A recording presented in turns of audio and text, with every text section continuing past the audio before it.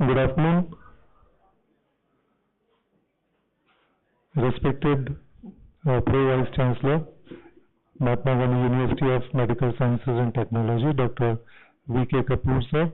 Dean Principal and Controller, Mahatma Gandhi Medical College and Hospital, Dr. N.D. Soni, Dr. Jagmohan Sharma, sir, Dr. Shamsuddin ji, our colleagues, dear students, and the audience on YouTube. On behalf of Mahatma Gandhi Medical College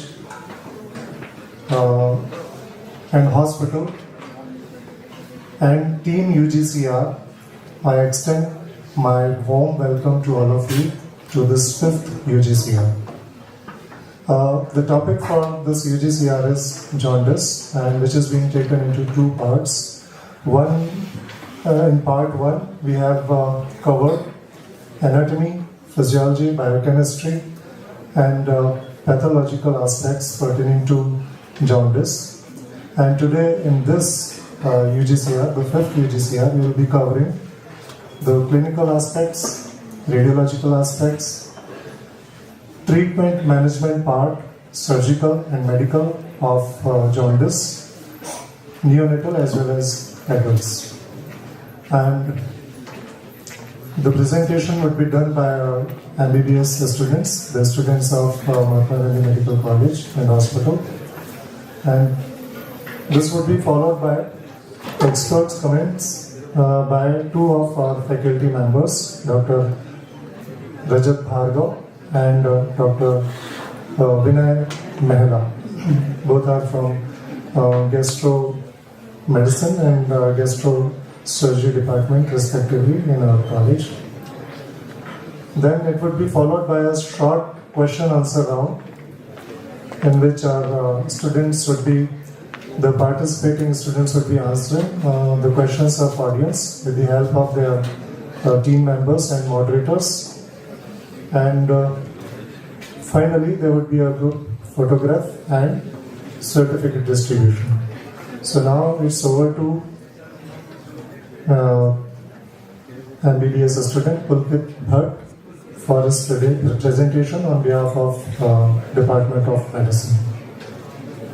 Respected dignitaries, teachers and my colleagues, today I, Pulkit Bhatt of final year MBBS, is going to present on topic clinical features and medical management of jaundice, prepared by me, Ayushi Sidhu, Yash Malik, Rati Jindal, Pooja Kumari Rasar, under the guidance of Dr. Puneet Rijwani sir, Professor and Head of Department of General Medicine, and moderated by Dr. Shrikant Chaudhary, Associate Professor, Department of General Medicine.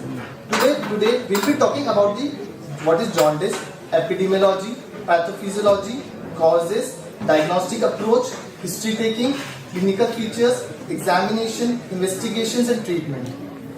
Jaundice, yellowish discoloration of body tissues resulting from the deposition of bilirubin in hyperbilirubinemia. Hyperbilirubinemia occurs in liver disease, hemolytic disorders, disorders of bilirubin metabolism. For the epidemiology, the prevalence of jaundice varies with age and sex. Newborns and older adults are more often affected. Approximately 20% of newborns develop jaundice in the first week of life, primarily because of immaturity of the hepatic conjugation process. Congenital abnormality, hemolytic or bilirubin uptake disorders or conjugation defects are also responsible for jaundice in infancy or childhood. Viral hepatitis A, it is the most frequent cause of jaundice among the school-age children.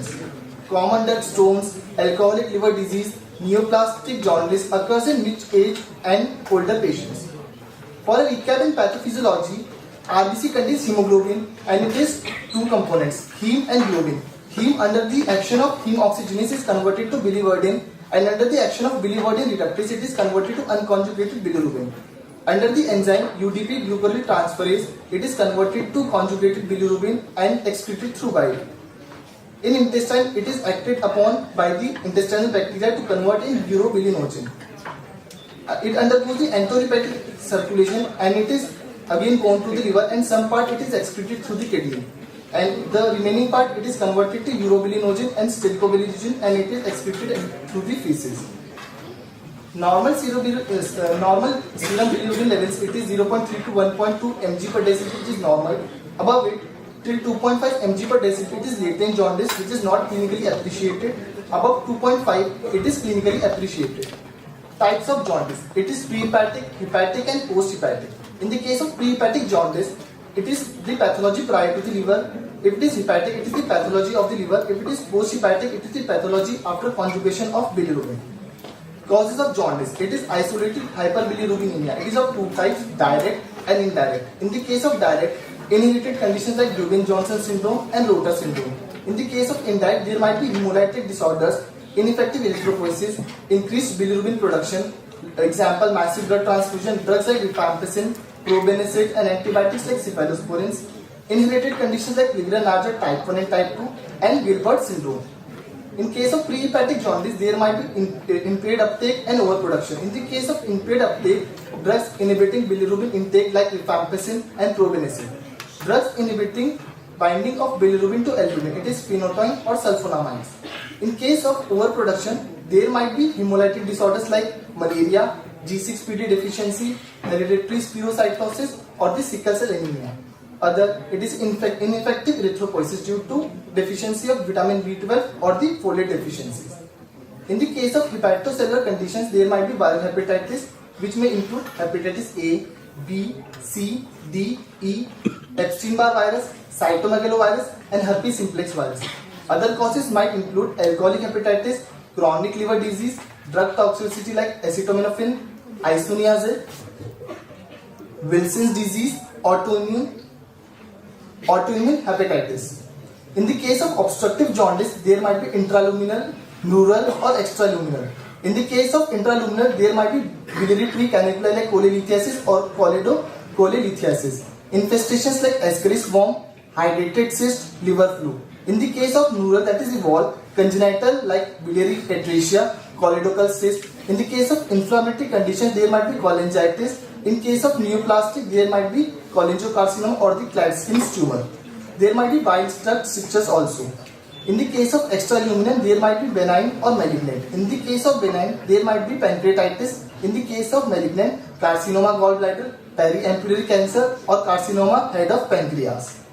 For the diagnostic approach in the case of jaundice, we will be going for the history taking, physical examination, laboratory tests like LFT and the radiological examination. If there is less than 15% direct bilirubin, it is indirect hyperbilirubinemia. If it is more than 15%, that is direct hyperbilirubinemia. There may be increase in alkaline phosphatase which is seen in the case of cholecystitis. In case of history taking for the pre-hepatic jaundice, we will be going for the family history of jaundice, drug history, transfusion history and nutritional history.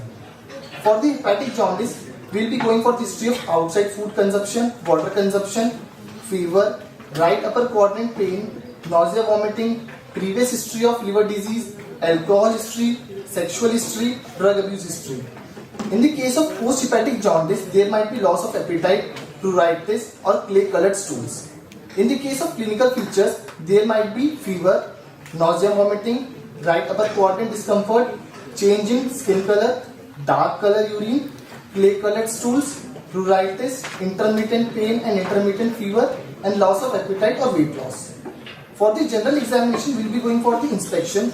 We will be looking for the jaundice in the sclera due to the higher affinity of bilirubin due to their high elastin contents. We can look for the other sites, that is the sublingual mucosa, oral cavity, palms and soles in the case of children, and skin.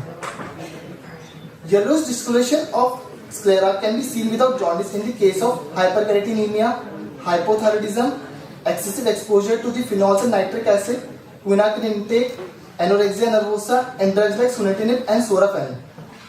For the palpation, we will be looking for the nine regions divided through two horizontal lines and two vertical lines. Horizontal lines passing through the transpyloric and transtubercular, while in the case of vertical lines passing through the midclavicular line. We will be dividing into the 9 quadrants, 2 hypochondric regions, 1 epigastric, 2 lumbar regions, 1 umbilical region, and 2 iliac regions and 1 hypogastric regions. It can also be divided into 4 quadrants passing through the umbilicus. We will be looking for the tenderness over right upper quadrant. For the palpation, we will be going for the splenomegaly. For palpating the spleen, we will be looking for the splenic enlargement. It should begin with the patient lying supine and with knees flexed. Using the right hand, the examiner should begin well below the left costal margin and feel gently but firmly for the splenic edge by pushing down, then towards the anterior part of the body, and then release it. We can look for the splenomegaly. If there is splenomegaly found, it can point towards the infiltrative diseases or infections or chronic liver disease. For the inspection or for the palpation of gallbladder, the gallbladder is located in the upper right quadrant at the subcostal margins. To palpate it, place one hand inferiorly to the right costal margin and the left hand to support the inferior aspect of rib cage. A healthy gallbladder cannot be palpated. If it is palpable and distended, it can go towards the malignant biliary obstruction. We can also look for the asterixis that can go towards the fulminant hepatic failure or the end-stage liver disease. In the case of laboratory investigations, we can find out total bilirubin. It is increased in the case of pre-hepatic, hepatic and post-hepatic. For the conjugated bilirubin, it is slightly elevated in the case of hepatic jaundice and more in the case of post-hepatic jaundice. In case of unconjugated bilirubin, it is increased in case of pre-hepatic jaundice, slightly in hepatic jaundice, normal in the case of post-hepatic jaundice. Urine bilirubin, it is elevated in case of post-hepatic jaundice, might be slightly elevated in the case of hepatic jaundice. For urine bile salts, it is highly elevated in the case of post-hepatic jaundice. For urine urobilin, it is increased in the case of pre-hepatic jaundice. In the case of hepatic jaundice, it is decreased and absent in the case of post-hepatic jaundice. The enzymes like SGOT, SGPT, it is increased in the case of hepatic jaundice only. Alkaline phosphate is increased in the case of post-hepatic jaundice. Prothrombin time, it is increased in the case of hepatic and post-hepatic jaundice. For serum albumin, it is decreased in the case of hepatic jaundice. Radiological investigation, we can go for the ultrasonography, ERCP, that is the endoscopic retrograde cholangopancreatography, or MRCP, that is magnetic resonance cholangopancreatography. Hepatitis as a common cause, we can divide it as hepatitis A, B and C. In the case of infective material, in case of hepatitis A, it is feces, for B it is blood and body fluids, and in case of C it is blood. Mode of transmission, in case of hepatitis A, it is fecal-oral route. In case of B, it is unsafe needle, unsafe sex, mother to child transmission. In case of C, it is injecting drug use. Incubation period for hepatitis A is 15 to 50 days. For B, it is 45 to 180 days. In case of C, it is 6 to 12 weeks. Mother to child transmission, there is no risk in hepatitis A. In case of B, it is present but preventable with immunoglobulins and immunization at the birth. For hepatitis C, there is 4 to 6% risk but can be reduced with appropriate perinatal care. Chronic infection is seen in the case of hepatitis B up to 90% if it is acquired at birth, up to 10% if it is acquired in adults. In case of C, it is about 55 to 85% prevalence. Progression of chronic infection to cirrhosis, it is seen in the case of hepatitis B with a prevalence of 25%. In the case of C, it is 20 to 30%. Immunity following clearance, it is seen in hepatitis A, B, not in C. Vaccine, it is available for hepatitis A and B, and it is preventable. For the prevention of the jaundice, we can go for the NHP guidelines, that is avoid contaminated food and water, maintain good hygiene, take vaccination for hepatitis A and B, ensure safe injections practices, avoid excessive use of alcohol, safer sex practices. For the treatment, we need to treat the cause. For example, if it is due to the malaria, we need to treat the malaria by giving the treatment like ACT and the chloroquine. For neonatal jaundice, we can go for the phototherapy, IV fluids in the case of dehydration as a symptomatic treatment, for nausea, vomiting and pain, antibiotics and antivirals for the infection. In the case of autoimmune hepatitis, we can go for the steroids and immunosuppressants. For chronic hepatitis B and C, we can go for the oral antivirals like tenofovir. For case of fulminant hepatitis and end-stage liver disease, we can go for the orthoptic liver transplantation according to the MED score or the Child-Pugh score. Now I would like to invite Ayushi Bansal from the Department of Pediatrics. See, you covered the topic in great detail and very well, but there are 2 or 3 basic principles of any presentation. One is that you must see what you are supposed to present.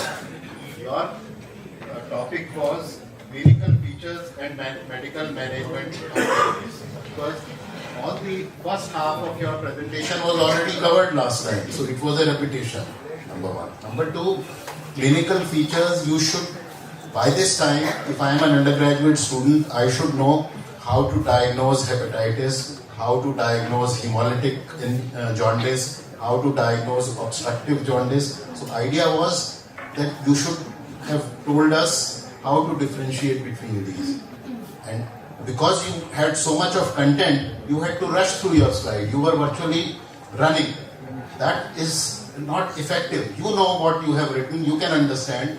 I know about jaundice, so I can understand, but your friends probably would have grasped very little of what you showed or what you read because you were rushing through your presentation.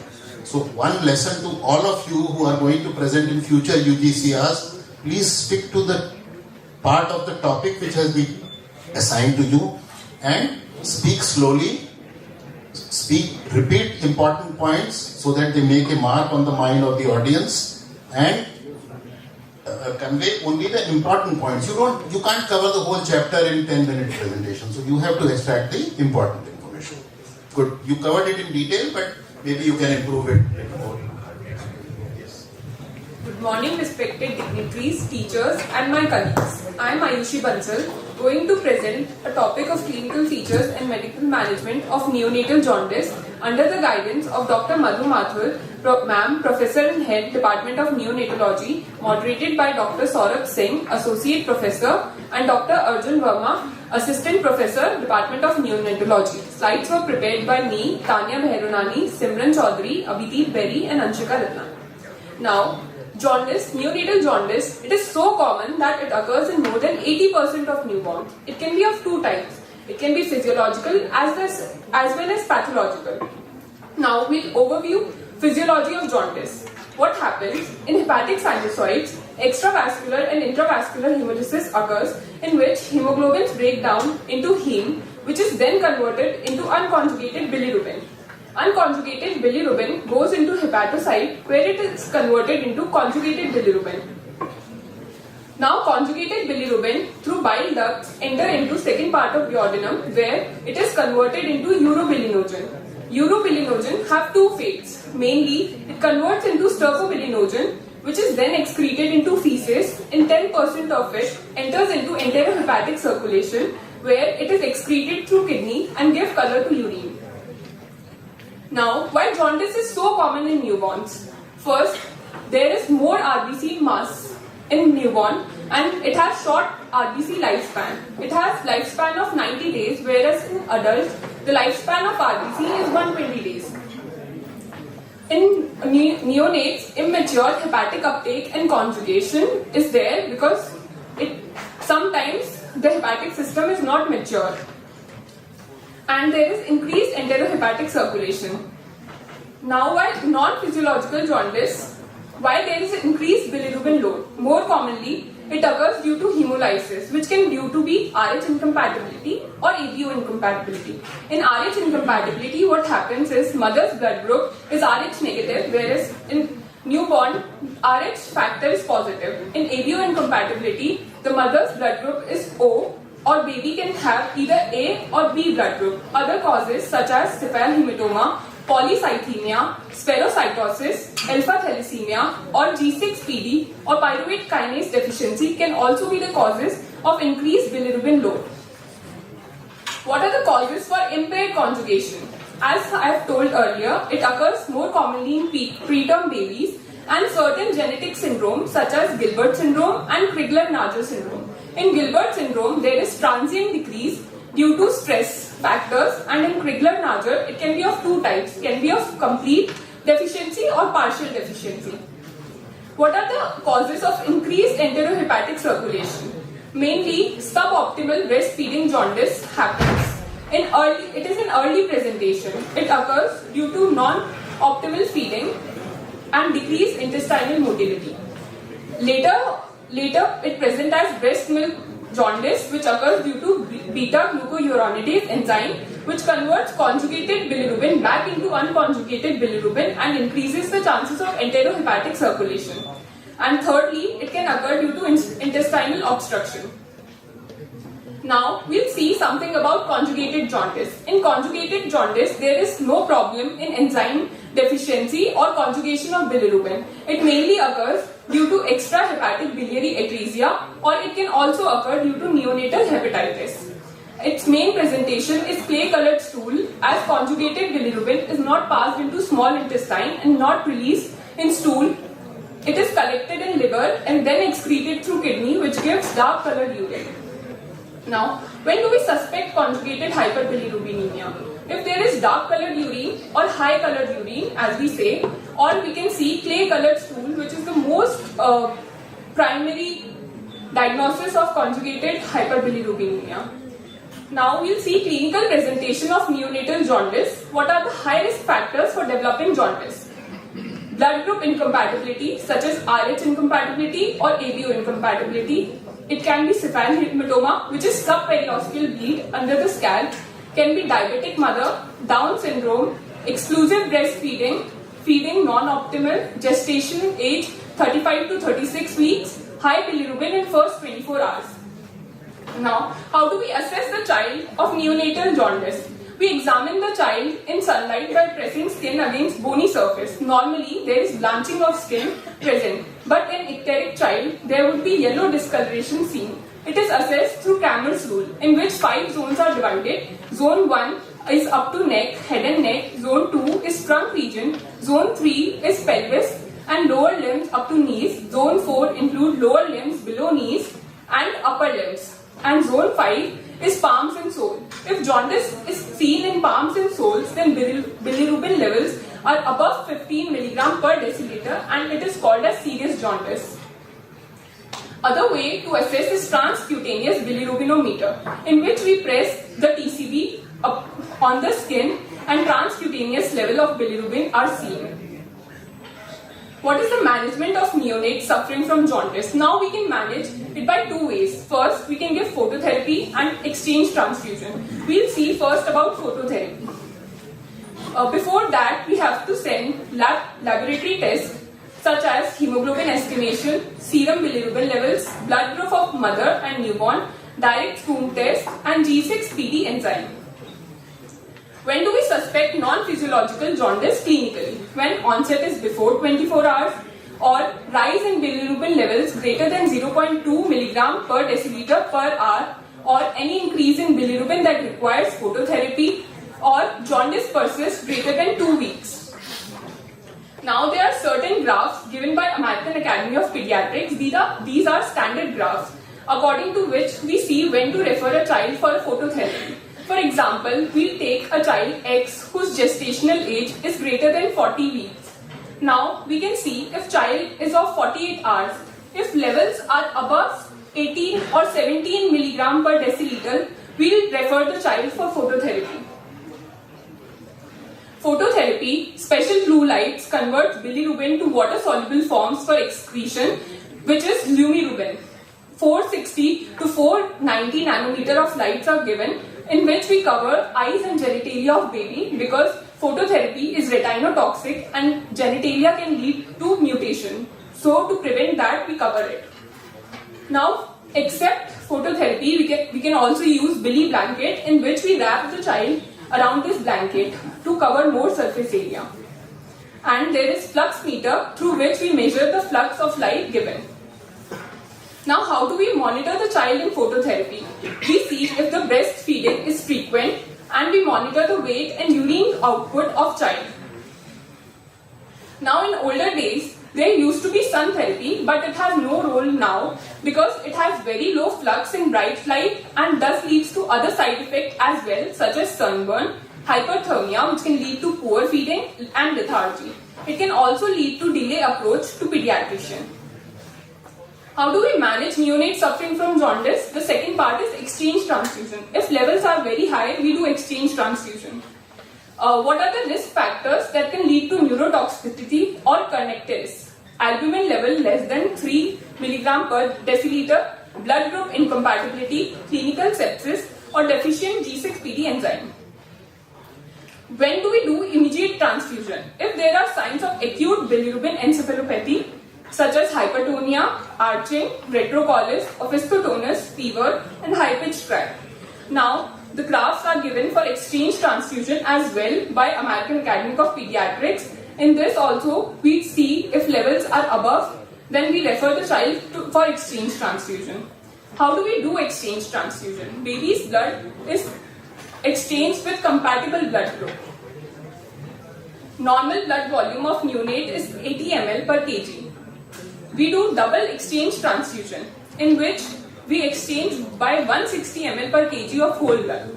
Now, how do we see if baby's blood group is compatible? If there is RH incompatibility, then we transfuse RH negative blood group. If there is ABO incompatibility, we transfuse O blood group, and if in other cases, baby's blood group is transfused. Now, for preterm jaundice, there are other different charts given by National Institute of Health and Care Excellence. We can see when to treat the child according to this. What are the take-home messages? Jaundice is very frequent in newborn. High-risk newborn for jaundice should be identified. Close follow-up of newborn during first 3-4 days should be done. Phototherapy and exchange transfusion are decided on the basis of American Academy of Pediatric graphs. Thank you so much. Now I would like to call Bhavynshi Vishnoi of Department of Radiology.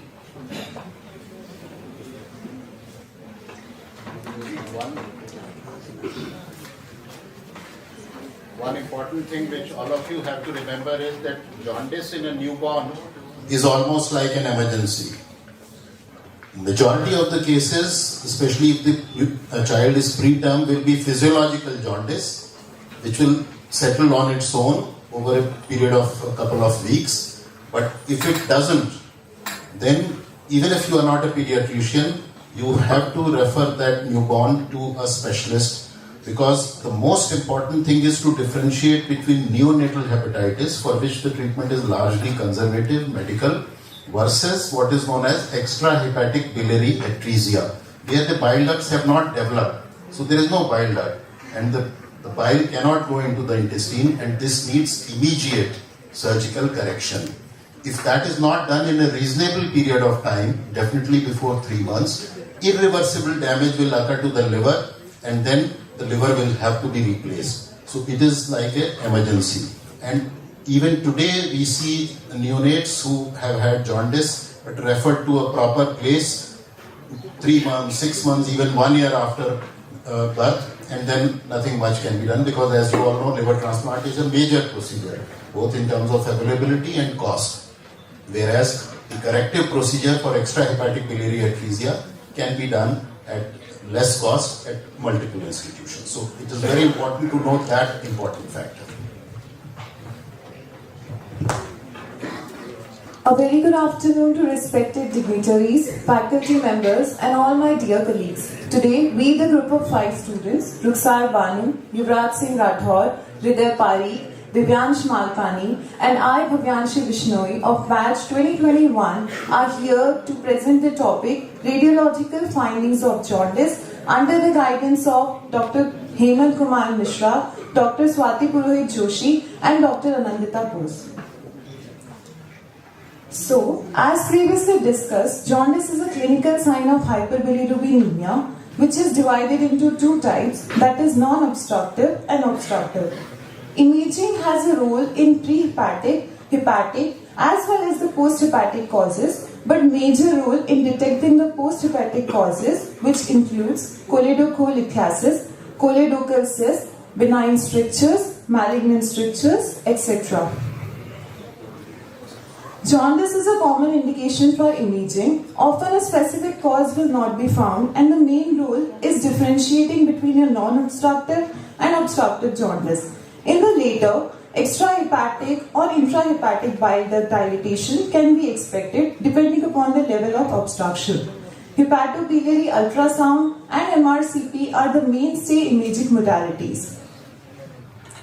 Now, imaging in obstructive jaundice, especially the post-hepatic causes. First is the X-ray. The X-ray has no definitive role, and the gallstones can be visualized only if calcified. 15 to 20% gallstones are radio-opaque. In the given image, we can see the presence of radio opacities in the right hypochondrium region, which are likely to be the gallstones. Second is the ultrasound. Ultrasound is preferred initial diagnostic imaging modality for the assessment of hepatobiliary system. It can detect biliary dilatation, dilatation of common bile duct, detect the site of obstruction, gallstones.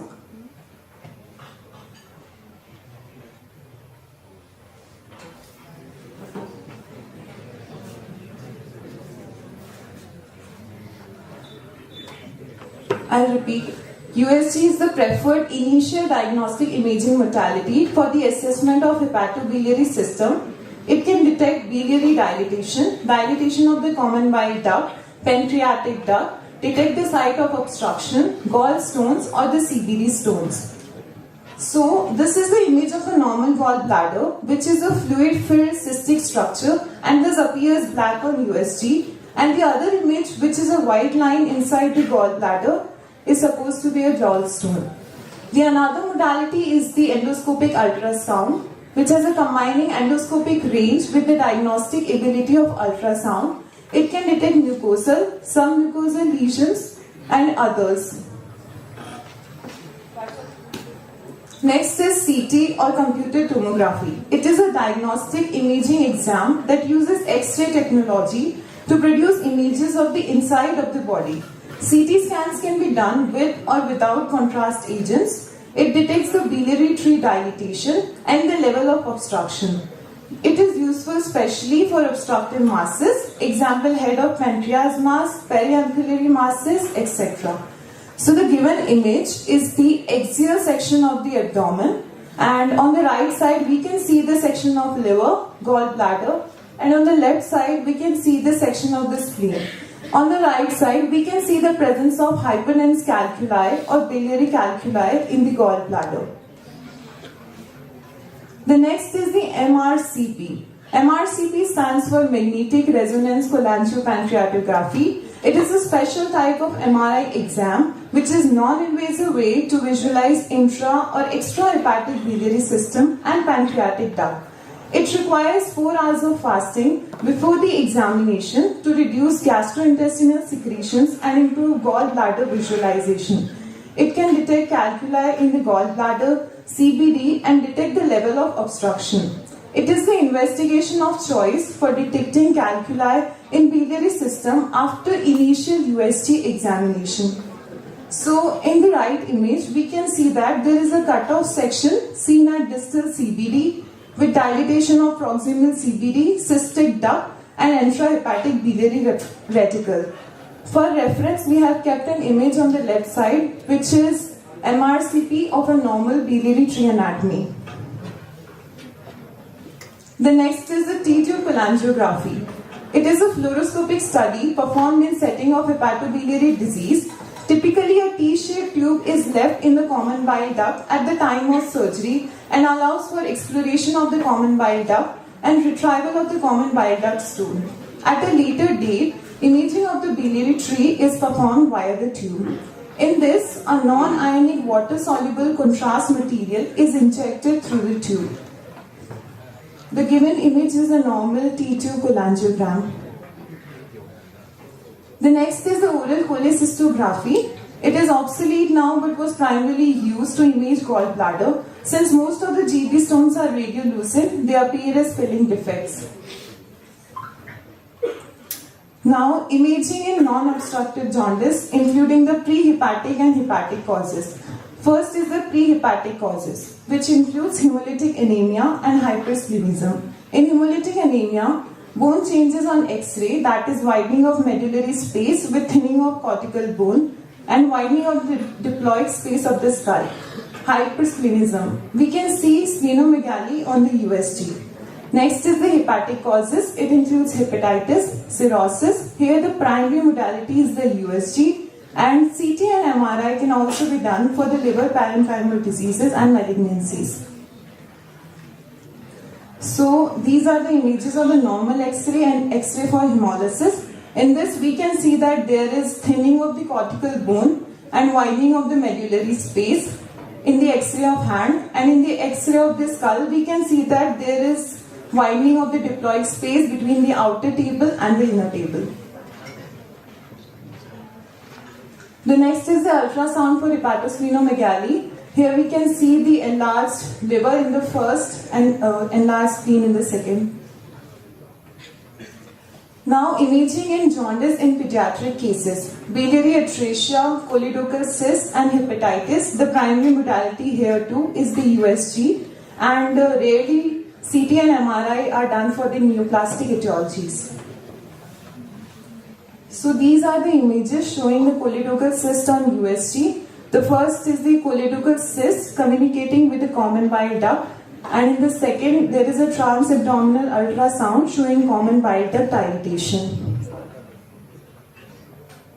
Summary and visual recap. Role of imaging in diagnosis. Role of imaging in diagnosis of jaundice has been discussed with emphasis on all modalities like X-ray, USG, CT and MRI.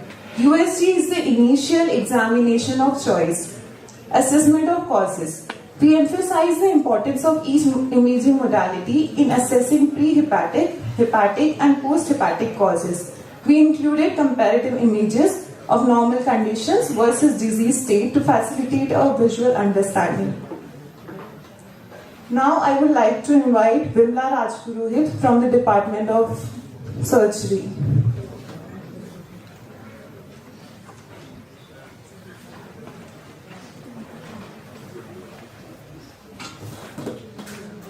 Good afternoon, all my respective dignitaries and my colleagues. I, Vimla Rajpurohit, presenting the topic Surgical Management of Obstructive Jaundice under the guidance of Dr. Akhilesh Shuklecha sir and Dr. Ayushi Mishra sir, Department of Surgery. The slides are presented by me and my colleague Shanaya Ranva, Kanak Khichar, Sanya Solanki and Rakshita. Obstructive jaundice. Obstructive jaundice is a common problem that occurs when there is an obstruction to the passage of conjugated bile from liver cells to intestine. If there is any blockage of outflow, overflow of bile into blood, this results into conjugated hyperbilirubinemia. Here we can see the anatomy of hepatobiliary system. Right hepatic duct and left hepatic duct combines and forms the common hepatic duct. Common hepatic duct associated with cystic duct and forms the common bile duct. Then common bile duct associated with pancreatic duct and it goes into duodenum.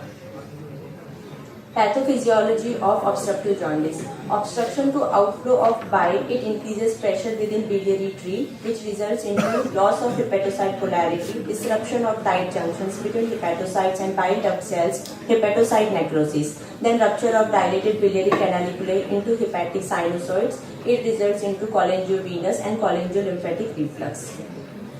Bile reflux, neutrophil infiltration, increased fibrinogenesis, fiber deposition in portal tract, hepatic fibrosis and obstruction of sinusoids. Causes of obstructive jaundice. These are on the basis of two types, on the basis of location and on the basis of etiology. On the basis of location, we have three main causes: intraluminal causes, transmural causes and extraluminal causes. In intraluminal causes, common bile duct stones are the most common cause and the second is parasites. Transmural causes are cholangiocarcinoma, choledochal cyst and strictures. Extraluminal causes are carcinoma head of pancreas, periampullary tumor, lymph node, Biliary syndrome and accidental ligation of common bile duct. On the basis of etiology, congenital causes are biliary atresia, choledochal cyst, inflammatory causes are ascending cholangitis, sclerosing cholangitis, obstructive causes are common bile duct stones, biliary stricture, parasitic infestation, neoplastic causes are carcinoma of head of pancreas, periampullary carcinoma, cholangiocarcinoma, flat skin tumor and the extensive compression by lymph nodes tumor over common bile duct. Algorithm for obstructive jaundice. First, we took the history of patient and do examination. Then we do liver function test and ultrasound. In ultrasound, we have two conditions. The stones are present and there are no stones. If the stones are present, we do ERCP, endoscopic retrograde cholangiopancreatography and laparoscopic cholecystectomy. And if there is no stone, we have three main conditions: the low obstruction, high obstruction and indeterminate. In low obstruction, we do CT scan and endoscopic ultrasound and we do dissection and drainage. In high obstruction, we do magnetic resonance cholangiopancreatography, MRCP, Then we have two conditions: if the tumor is operable and the tumor is inoperable. In operable tumor, we do PTC drainage, percutaneous transhepatic angiography, diagnostic laparoscopy, and portal vein embolization and dissection. In inoperable tumor, we do stunting and PTC drainage, and in indeterminate obstruction, we do CT scan. Preoperative management, detailed history and physical examination. To establish the cause of jaundice, inquire about systemic symptoms and a detailed systemic examination to ascertain any coexisting medical disease. Investigations are ultrasonography, MRCP, ERCP and CT scan. Correction of malnutrition and hypoproteinemia. Increase dietary protein, transfusion of amino acids and human albumin. Prevention and control of infection. For prophylaxis, broad-spectrum antibiotics are started 24 hours before surgery, and control of bleeding tendency. A prothrombin time index of more than 80% is required before surgery. Maintenance of renal function. The patient is to be kept well hydrated on day of operation. IV fluid is to be started from morning. Choroidopolythiasis. It is stone in the common bile duct and biliary tree. Choroidopolythiasis most frequently results from the migration of gallstone from the gallbladder into the biliary tree. On the basis of point of origin, there are two types of stones: the primary stones and the secondary stones. In primary stones, they are arise de novo in the bile duct and associated with biliary stasis and infection. In secondary stones formed within the gallbladder and migrate down the cystic duct to the common bile duct, and they are cholesterol stones. Corovisior's law. According to this law, in a patient with jaundice, if there is palpable gallbladder, it is not due to stones. Exceptions of these rules are double impacted stone, large stone in Hartmann's pouch, empyema gallbladder with common bile duct stone. Investigation. First, we do ultrasound. Ultrasound abdomen may show gallstones, dilated common bile duct more than 8 mm, which suggests biliary obstruction. Sensitivity for common bile duct stones is only 65%. Magnetic resonance cholangiopancreatography. It is the choice of investigation, and it is a non-invasive diagnostic method using magnetic field and energy as resonance. Advantages are: it is non-invasive, it gives equal or better imaging than ERCP. Pancreatic divisum or annular pancreas are identified easily by MRCP. Ductal dilatation in chronic pancreatitis and visualization of duct beyond stricture is possible. Disadvantages are: it is only diagnostic, not therapeutic. Treatment is, the choice of treatment is ERCP, endoscopic retrograde cholangiopancreatography, both diagnostic and therapeutic modality. Using a side-viewing endoscope, the ampulla of Vater can be identified and cannulated. Injection of water-soluble contrast provide excellent images of the ductal anatomy and can identify causes of obstruction. Therapeutic interventions such as stone removal or stent placement to relieve the obstruction can be performed. The complication of ERCP are pancreatitis, duodenal injury or perforation, cholangitis and GI bleeding. Other treatment are open surgery and minimal invasive surgery. In open surgery, open corridor polythotomy with T-tube, and in minimal invasive surgery, laparoscopic common bile duct exploration. There are two types of stones: mixed retained residual stones, which is less than 2 years. If T-tube present, flushing with piperidine saline, dissolution with methyl terbutyl ether, percutaneous stone extraction via T-tube set after 4 to 6 weeks. Permanent technique. If T-tube absent, ERCP stone removal. Recurrent stones, which is more than 2 years, most common due to non-absorbable suture materials, clips. They get internalized and get covered with calcium bilirubinate to form brown pigment stone. ERCP is first approach. If duct dilated more than 2 cm, choledochoduodenostomy or transduodenal sphincteroplasty is done. Medici syndrome. It refers to the obstruction or stricture of the common hepatic duct as result of extensive compression by a gallstone in the Hartmann's pouch. There are 4 types of Medici syndrome. Type 1, extrinsic compression of common hepatic duct by a large stone in Hartmann's pouch. Type 2, stone has now eroded into the hepatic duct to form a fistula involving less than 1/3 of circumference. Type 3, lesions involve 2/3 of circumference. And type 4, completely destroyed hepatic duct. Congenital causes of obstructive jaundice. First is choledochal cyst. It is defined as isolated focal or combined diffuse congenital dilatation of extra or intrahepatic biliary tree. It is congenital cyst with partial or complete weakness of common bile duct biliary wall.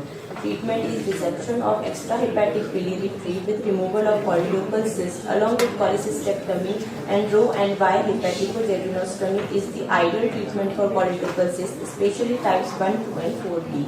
If cyst has already turned into malignancy, adenocarcinoma, liver transplantation is the choice in type 4 and 5 cases. Caroli's disease. It is congenital, non-familial, multiple irregular dilatation of the intrahepatic duct with stenotic segment in between. It is associated with congenital hepatic fibrosis and medullary sponge kidney. It can also be included under type 5 choledochal cyst. Treatment is liver transplantation and hepatectomy. Biliary atresia. It may be either due to viral infection or defective embryogenesis resulting in fibrosis of extra and intrahepatic biliary tree. Incidence is 1 in 10,000 population. Carcinoma gallbladder. Most common malignancy of biliary tract, most common female elderly. Treatment is limited to mucosa, simple cholecystectomy. If it is reaching muscle, extended cholecystectomy. Perimuscular connective tissue extended cholecystectomy with segment 4B and 5 resection. Extended right hepatectomy is done for tumor extending to liver. Cholangiocarcinoma, bile duct carcinoma. It is an aggressive adenocarcinoma which presents as obstructive jaundice. It commonly occurs at the hepatic duct confluence. Treatment is if operable tumor or inoperable cancer. Inoperable tumor, we do surgery. Extensive clearance needs chordae lobectomy and removal of common bile duct up to superior border of head and neck of pancreas, hilar, portal, common hepatic duct, posterior pancreatic nodes and celiac nodes removed. Portal vein removed if involved. In inoperable cancer, we do brachytherapy, gemcitabine with 5-fluorouracil and metallic stents. Carcinoma pancreas and periampullary carcinoma. Pancreatic tumors. Exocrine adenocarcinoma, endocrine insulinoma, gastrinoma and glucagonoma. Periampullary carcinoma, tumor in region of ampulla which is located in 2 cm of radius of ampulla. Lower common bile duct, duodenum are totally called as periampullary carcinoma. Most common presentation is painless jaundice and most common site is the head of pancreas. Treatment is Whipple's procedure, radical pancreaticoduodenectomy used for cancer of the pancreas head only. Removal of pancreas head, duodenum, stomach, portion of jejunum and gallbladder. Post-operative care. Monitoring with prothrombin time, bilirubin, albumin, creatinine, electrolyte estimation, antibiotics. Observe for septicemia, hemorrhage, pneumonia, pleural effusion, bile heat. Care of T-tube and drains. T-tube cholangiography in 10 to 14 days. Total parenteral nutrition, central venous pressure, nasogastric tube, urinary catheter. Duration of post-operative care depends on treatment modality and differs from patient to patient. Thank you so much.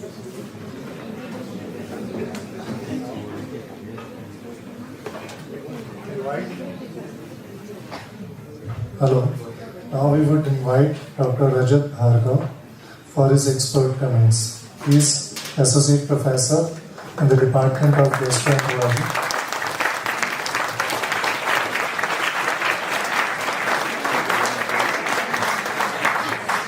Good afternoon, respected seniors, teachers, my dear colleagues and dear students.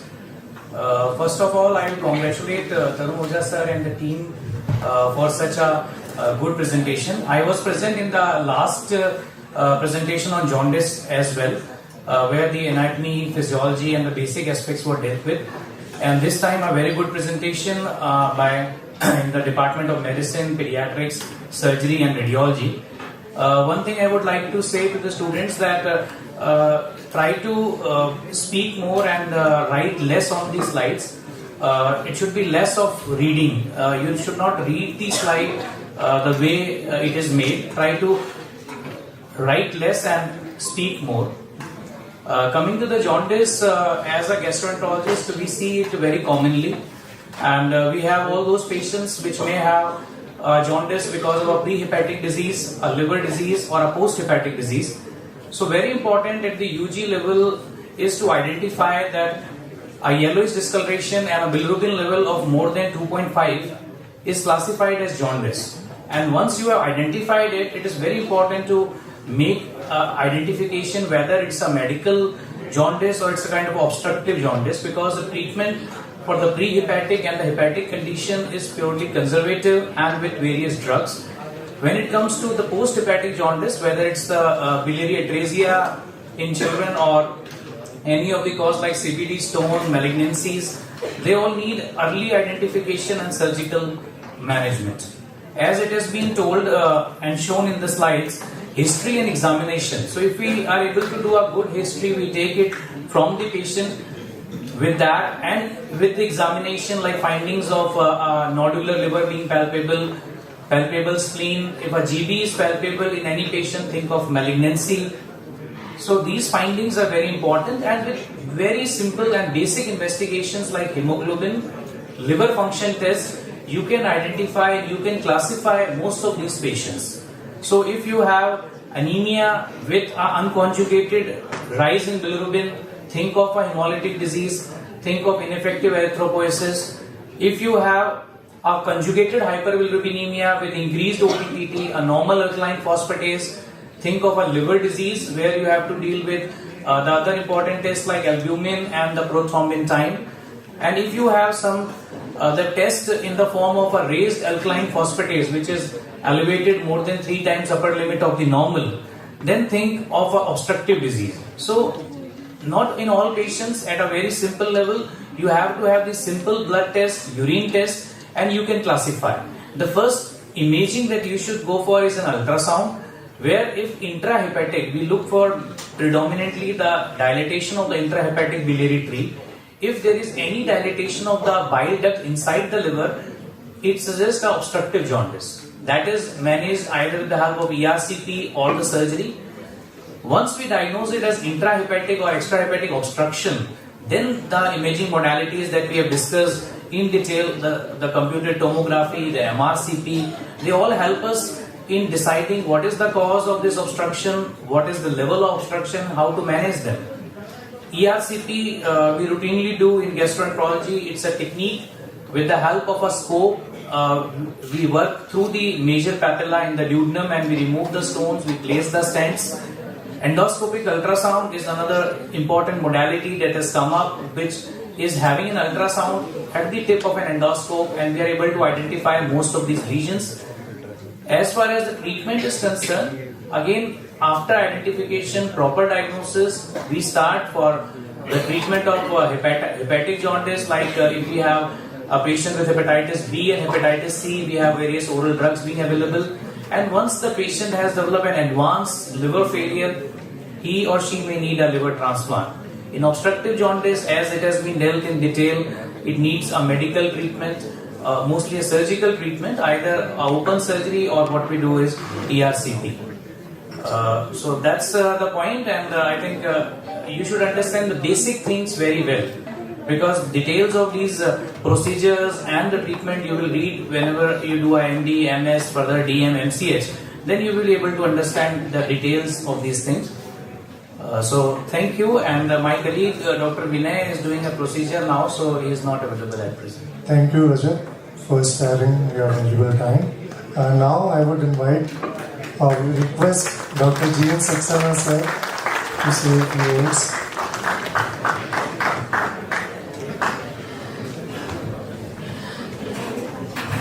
Good afternoon, everybody.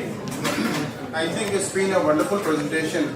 And at the very onset, I would like to congratulate Pulkit, Ayushi, Bhavynshi and Vimla for the presentation that they gave. And the points that were mentioned by Dr. V.K. Kapoor have to be kept in mind, that the presentation has to be precise. Crisp is the word that we used. And as Dr. Rajat mentioned, the slides should not contain more than 16 to 18 words in the presentation. And that will go a long way in making your presentation memorable, and it forms an image of the kind. And what you want to say, you can say in more words. So that is as far as the presentation is concerned, and the wonderful job that all 4 students have done. In the management of jaundice, a lot of things have been talked about. One thing I would like to put in, as students of science, with the scientific temper. Every day we get to see lots of patients with jaundice.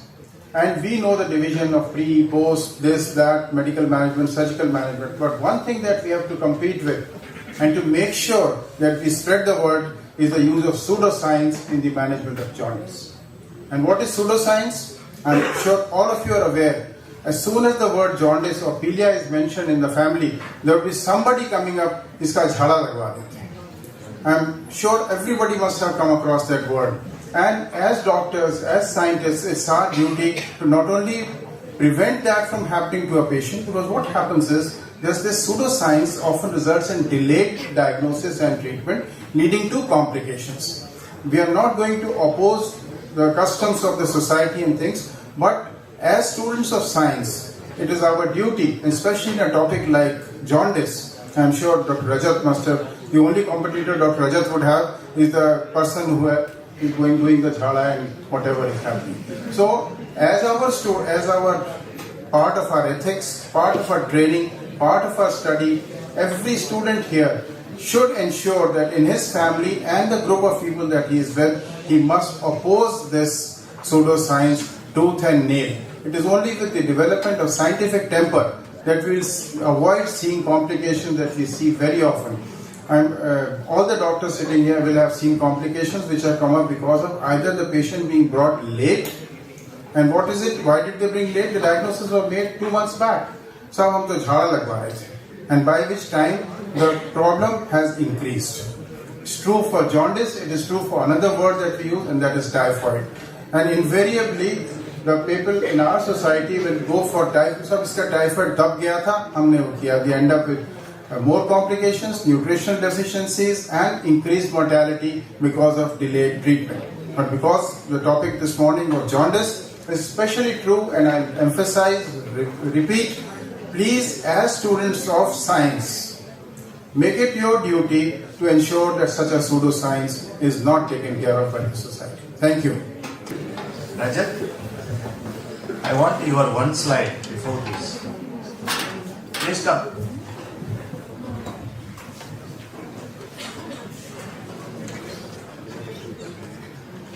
Two sessions, 2 days, and so many presentations, you precisely put in one slide.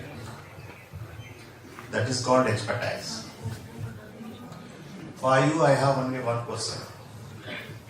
Because as Dr. D.N. Saxena says, jaundice is very common, not usually or normally treated by allopathic doctors. I said the treatment is not anywhere in India. This is by other system of medicine. I do not want to mix. As I said, the patient, they don't come. Or they come late by the time. So this classification, medical or surgical, viral or not, we have to help the patient to come out of this. I have two major observations. I'll ask them this. Jaundice is a sign or symptom or a disease? No, please. Now look at this. I ask very simple question. Jaundice is a sign or a symptom or a disease? Where we are making? Where we means, one of you please tell. Symptom. Symptom means what patient says. You said sign. That's what the physician will say. Say once the yellow color urine, the patient comes to doctor. It may be a physiological cause or a pathological cause.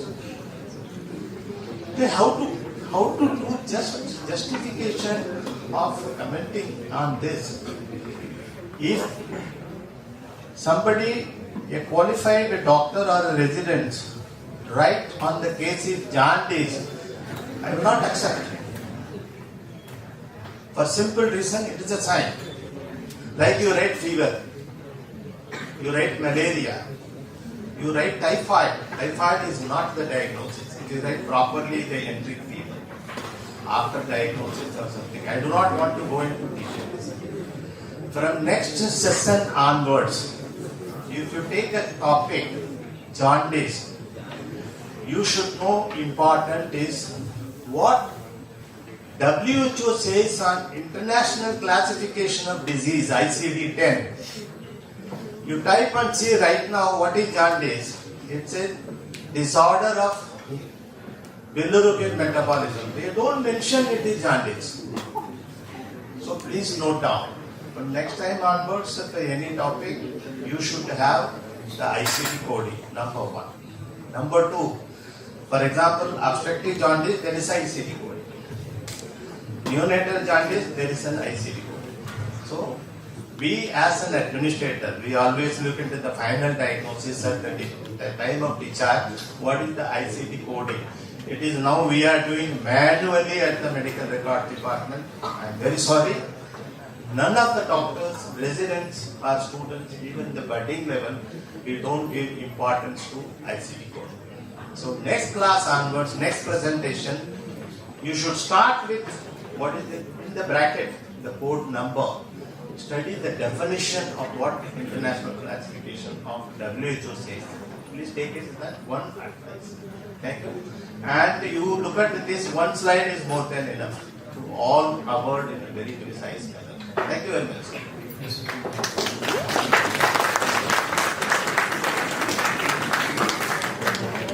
Yeah, question answer. Anybody who wants to ask any questions, please.